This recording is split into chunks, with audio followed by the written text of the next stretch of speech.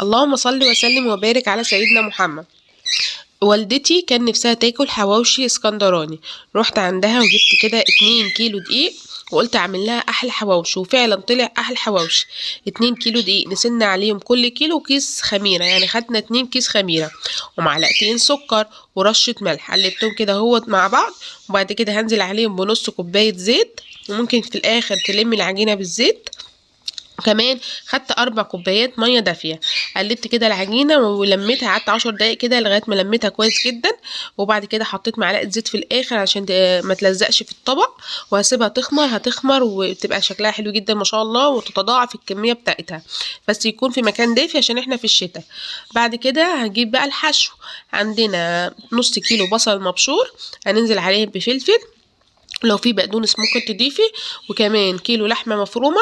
وهنقلب كل ده ببعضه. ومع والدتي كانت قالت لي انا عايزاها بالجبنه الرومي، فحطيت كمان جبنه رومي في الحشو. وهنحط بقى الملح والفلفل بتاعنا والشطه، التوابل اللي انت بتحطيها توابل حواوشي تحطيها برضو، وما تكتريش من الملح بتاعك.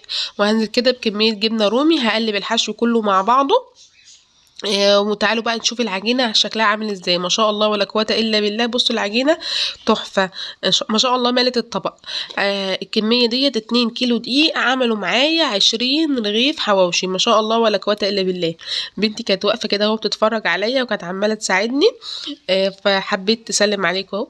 وبعد كده هفرد بقى، هقطعها دوائر صغير، واسيب العجينه ترتاح تاني بعد ما اقطعها.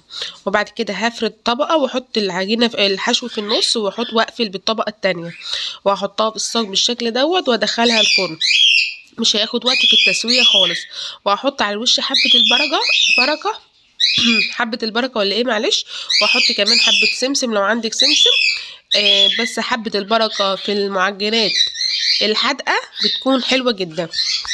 ادخلها الفرن بقى، واول ما تطلع اوريكم شكلها عامل ازاي. ممكن تعملي بقى منها شكل صغير شكل كبير براحتك، بس خلي بالك ان انت لو عملتي منها حجم كبير ممكن ما تعرفيش تنقليه في الصينيه. تمام. تعالوا بقى نشوف بقيه الاشكال. انا عملت منها بقى كمان شكل ايه، نص دايره. ولو عندك اطفال ممكن تعملي المقاس صغير شويه. هعمل لكم بقى شكل تاني كده اهوت. فردتها اكبر شويه، وطبقت كده اهوت نصها حطيت عليه حشوه اللحمه، وبعد كده نص التاني طبقته وقفلت كده اهوت الطرف بتاعه عشان ما يتفتحش معانا في الفرن. العجينه كانت حلوه جدا، كانت طريه جدا ما شاء الله عليها يعني. وبعد كده هبتدي احطها في الصاج. والدتي كانت واقفه ماسكه الصاج ليا بعد ما استوى معانا. بصوا ما شاء الله طري لدرجه ان انت مش عارفه تمسكيه. جميل جدا، ممكن تعمليه طبعا لاولاد. كيلو دي هيرمي معاكي 10 ترغيفه. اتمنى الفيديو يعجبكم يا رب، وبحبكم جدا في الله. ويا ريت لو اول مره تشوفوا قناتي اعملوا اشتراك للقناه وفعلوا الجرس عشان يوصل لكم كل جديد. ونصلي ونسلم ونبارك على سيدنا محمد، والسلام عليكم ورحمه الله وبركاته.